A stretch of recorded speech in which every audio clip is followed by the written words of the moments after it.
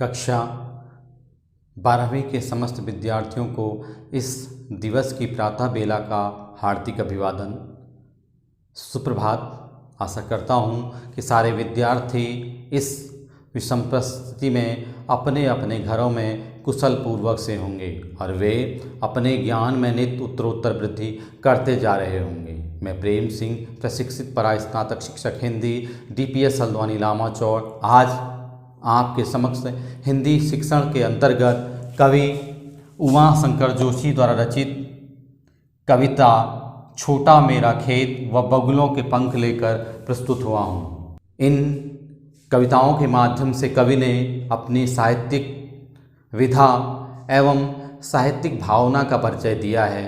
उन्होंने बतलाया है कि किस प्रकार से एक कवि के लिए उसका छोटा पन्ना जिसमें वह कविता रचता है एक खेत के समान ही होता है। जिस प्रकार से किसान खेती करता है उसी प्रकार से साहित्यकार भी अपने भावों के बीज बो करके एक साहित्यिक रचना की खेती करता है। यहाँ प्रस्तुत पहली कविता छोटा मेरा खेत में कवि ने कवि कर्म के हर चरण को बांधने की कोशिश की है कि किस प्रकार से कवि का कर्म होता है, किस प्रकार से विचार आता है, फिर वह अपनी का साहित्य रचना लिखता है, फिर उसको लोग पढ़ते हैं, फिर उसका प्रभाव लोगों पर कैसा पड़ता है। कवि कर्म, कवि का कागज का पन्ना ही कवि को चौकोर खेत लगता है। जिस प्रकार से एक चौकोर खेत होता है जिस पर किसान वर्ग कार्य करता है, उसी प्रकार कवि के लिए जो चौकोर पन्ना होता है जिस पर वह लिखता है वह खेत के समान ही होता है। अंधड़ से तात्पर्य, यहाँ पर अंधड़ शब्द आया है जिसका तात्पर्य भावनात्मक आंधी से है। आपने देखा होगा कि कभी किसी के साथ कोई घटना घटती है तो उसके दिमाग में एक आंधी चलती है, तूफान चलता है, विरोध चलता है, जिसे हम प्रबल प्रतिकार या प्रबल विरोध कह सकते हैं। वही यहाँ पर कवि ने अंधड़ कहा है। तुरंत अंधड़ से कहीं ना कहीं परिवर्तन होता है, उसी प्रकार से कवि भी उस आंधी से साहित्य निर्माण की स्थितियों का वर्णन कर साहित्यिक स्थितियों को पकड़कर साहित्य स्थितियों को समझकर साहित्य का निर्माण करता है और सारे जनमानस को अपनी उस भावना से परिचित या परिचय करवाता है, परिचित कराता है, उसका परिचय देता है। चलते हैं कविता वाचन और भावाभिव्यक्ति की ओर। छोटा मेरा खेत, छोटा मेरा खेत चौकना, छोटा मेरा खेत चौकोना, कागज का एक पन्ना, कोई अंधड़ कहीं से आया, क्षण का बीज वहाँ बोया गया, कल्पना के रसायनों को पी, बीज गल गया निःशेष, शब्द के अंकुर फूटे, पल्लव पुष्पों से नमित हुआ विशेष, झूमने लगे फल, रस अलौकिक, अमृत धाराएं फूटती, रोपाई क्षण की, कटाई अनंतता की, लुटते रहने से जरा भी नहीं कम होती, रस का अक्षय पात्र सदा का, छोटा मेरा खेत चौकोना। तो आपने देखा किस प्रकार से कवि ने यहाँ पर एक खेत से अपने साहित्यिक पन्ने की तुलना की है। चलते हैं कविता भावाभिव्यक्ति की ओर। छोटा मेरा खेत चौकोना, कागज का एक पन्ना, कोई अंधड़ कहीं से आया, क्षण का बीज वहाँ बोया गया। कवि कहते हैं कि छोटा मेरा खेत चौकोना, मेरा छोटा जो पृष्ठ है वही मेरे लिए क्या है, खेत है। खेत है जिस प्रकार से कोई अंधड़ कहीं से आया, कोई अंधड़, कोई एक आंधी से कोई बीज आता है, मेरे अंदर भी कोई एक विचार आया और क्षण का बीज वहाँ बोया गया और तुरंत ही उस क्षण जो विचार आया उसका मैंने एक बीज यहाँ पर बो दिया। जिस प्रकार से खेत में क्या है, बीज बोया जाता है, बीज बोया जाता है, खेत में बीज बोया जाता है। कल्पना के रसायनों को पी, बीज गल गया निशेष। आपने देखा होगा कल्पना के रसायन को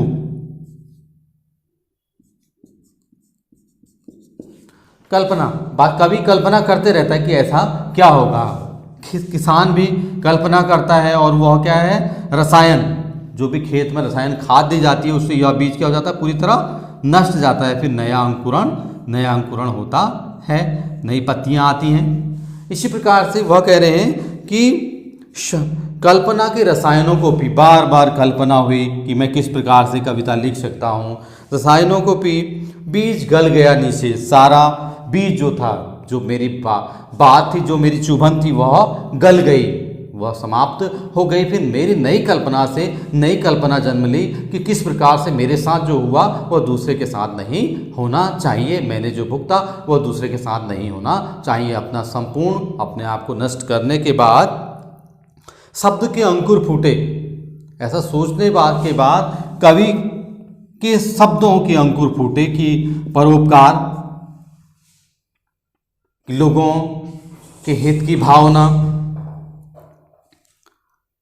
पल्लव पुष्पों से नमित हुआ विशेष। पल्लव पुष्प, बार बार नए नए पत्ते आए, नई नई सोची, नई नई कल्पनाएं, नई नई बातें मुझे आती गईं और मेरी कविता आगे बढ़ती रही। जिस प्रकार से यह जो है पुष्प या पादप आगे बढ़ता रहता है, खाद के साथ अपना समूल नष्ट करने के बाद फिर आगे बढ़ता रहता है। झूमने लगे फल, उसके बाद जब मेरी कविता बनने लगी तो उसके फल उस पर झूमने लगे। फल से मतलब जो पाठक वर्ग है वह उसकी प्रशंसा करने लगा। यहाँ फलों से मतलब क्या है, जो उपभोक्ता हैं वो उसको खाने के लिए तैयार होते रहे।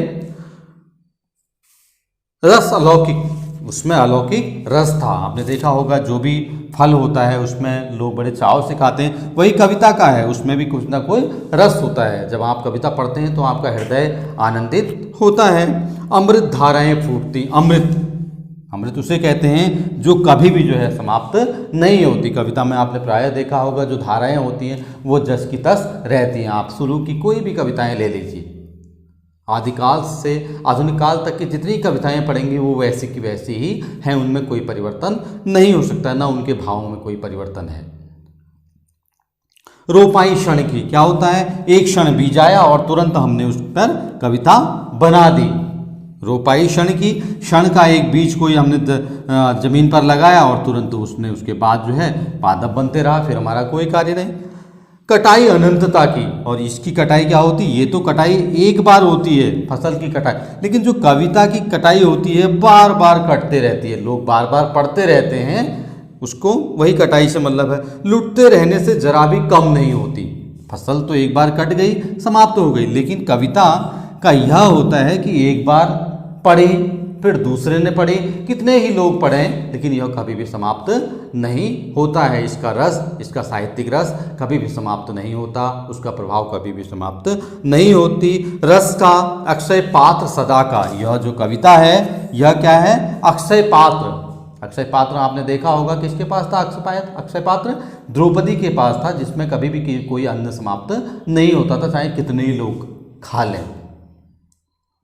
तो ये कथा आप महाभारत में देख सकते हैं, द्रौपदी के अक्षय पात्र के बारे में आपने पढ़ी भी थी कक्षा 7वीं में।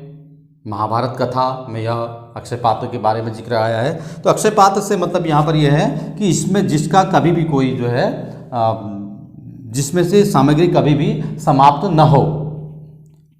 रस का अक्षय पात्र सदा का, यह जो कविता है यह सदा ही लोगों को क्या है, रसापान कराती रहती है। छोटा मेरा खेत चौकोना, अतः कवि कह रहे हैं कि मेरे लिए यह एक छोटा खेत चौकोना खेत है जिस पर मैं अपनी कविताएं लिखते रहता हूँ। जिस प्रकार से एक चौकोना खेत होता है जिस पर कवि जिस पर किसान फसलें बोता रहता है, काटता रहता है, उसी प्रकार से मैं भी अपने खेत पर आंधी रूपी बीज या मन में प्रस्फुटित आंधड़ रूपी बीज से इस कविता का निर्माण करता हूँ और अपने भावों विचारों की क्षमता से इसका पोषण कर कविता को लिखता हूँ। काव्य सौंदर्य, का भाव सौंदर्य। यहाँ कवि ने कविता लेखन की तुलना कृषक कर्म से की है। जिस प्रकार से कवि कविता लिखता है, उसी प्रकार से किसान भी अपनी खेती करता है। यहाँ कवि ने कविता के प्रभाव की निरंतरता व सत्यता को स्पष्ट किया है कि किस प्रकार से कविता का प्रभाव हमेशा बना रहता है। शिल्प सौंदर्य, भाषा संस्कृतनिष्ठ हिंदी, छंद स्वच्छंद कविता, रस शांत रस, अलंकार अनुप्रास व रूपक, गुण माधुर्य, शब्द शक्ति लक्षणा। मैं आशा करता हूँ कि सारे विद्यार्थी इन पंक्तियों की भावाभिव्यक्ति समझ चुके होंगे। अब हम चलते हैं दूसरी कविता की ओर। प्रस्तुत कविता बगुलों के पंख के माध्यम से कवि ने एक सुंदर नयनाभिराम दृश्य की प्राकृतिक छटा का वर्णन किया है।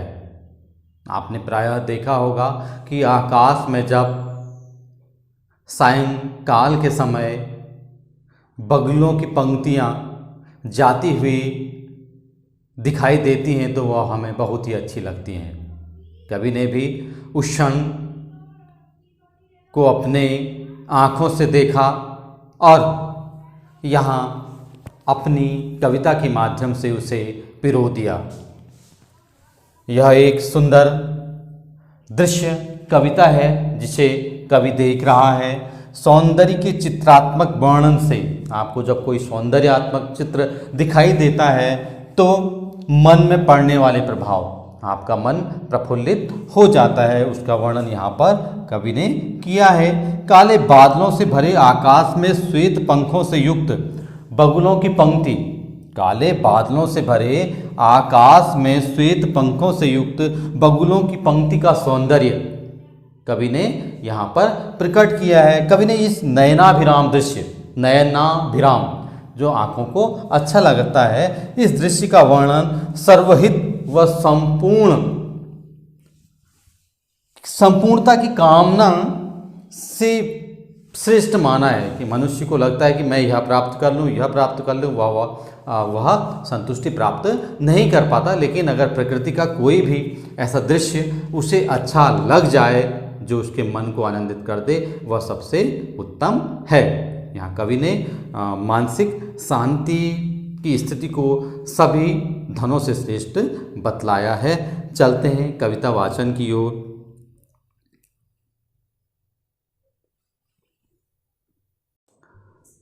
बगुलों के पंख, नभ में पाती बधे बगुलों के पंख, चुराए लिए जाती वे मेरी आँखें।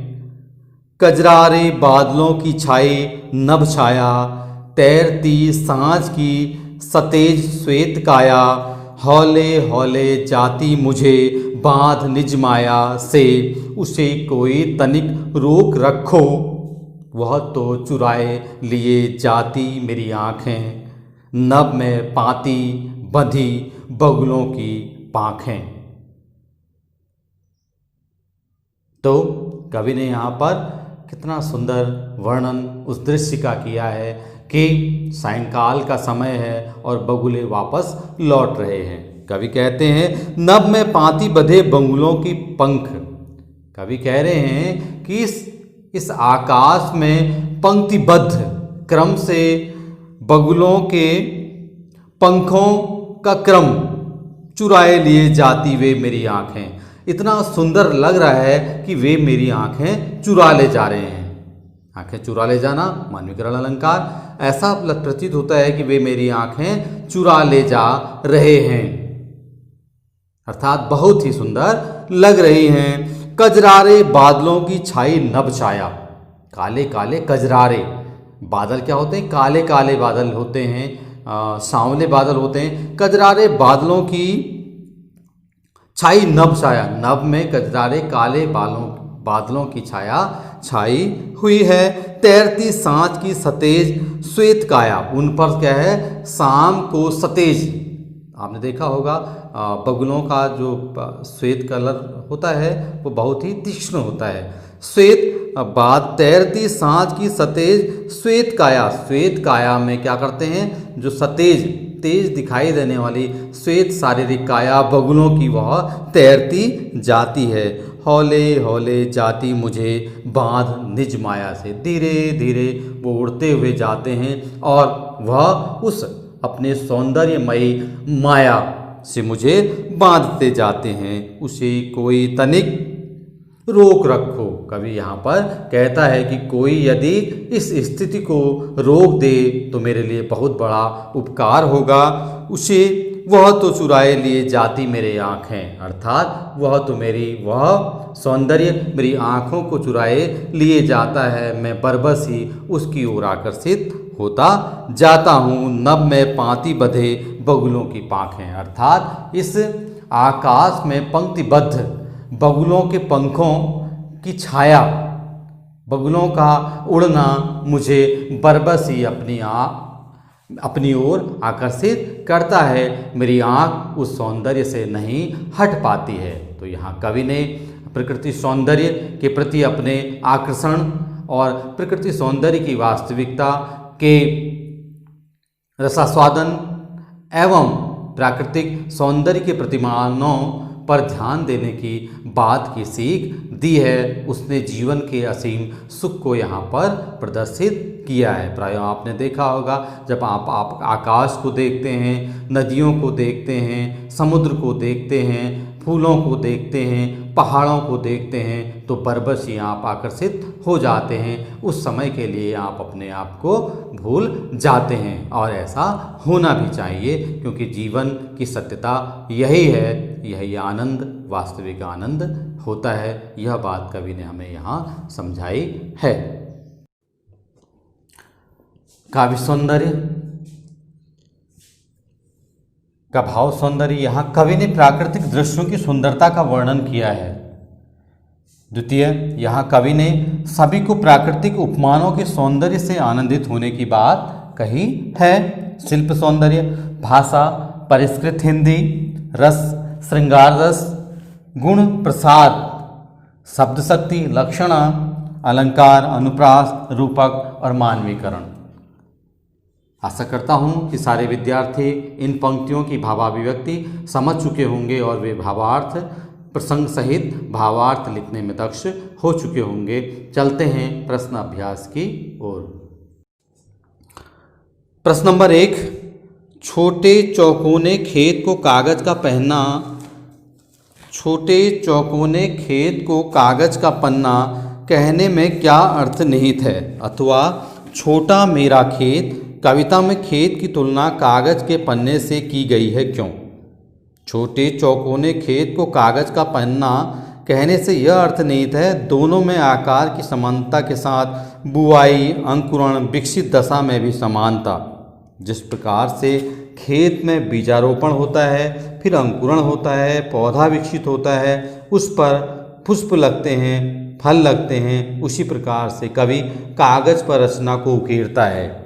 कवि के मन में विचार का बीजारोपण होता है, फिर कल्पना के सहारे एक रूप ग्रहण करता है और विकसित होकर फसल के रूप में एक संपूर्ण रचना का रूप ले लेता है। प्रश्न नंबर 2, रचना के संदर्भ में अंधड़ और बीज क्या है? अंधड़ परिस्थितियों से उपजे द्वंद्व की आंधी है, बीज रचना, विचार, भाव और अभिव्यक्ति है। प्रश्न नंबर 3, रस का अक्षय पात्र से कवि ने रचना कर्म की किन विशेषताओं की ओर इंगित किया है? कृषक द्वारा उत्पन्न अनाज रूपी रस कुछ ही दिनों पश्चात समाप्त हो जाता है, किंतु कविता से उत्पन्न रस कविता में सदैव बना रहता है। काव्य का रस समय की चोट से न तो समाप्त होता है, न ही उसके रस के आस्वाद में किसी प्रकार का परिवर्तन ही आता है। यह कम भी नहीं होता, अतः इसी आधार पर कवि ने इसे अक्षय पात्र कहा है। प्रश्न नंबर 4, व्याख्या करें। शब्द के अंकुर फूटे, पल्लव पुष्पों से नमित हुआ विशेष। आपने भावार्थ में देखा है कि क्या जब कवि कविता कर लिखता है तो उसके शब्द के अंकुर फूटते हैं और वे शब्द के अंकुर नए कविताओं के भाव देकर पुष्पों के रूप में नमित होते हैं, अर्थात उनका प्रभाव पाठक वर्ग पर पड़ता रहता है।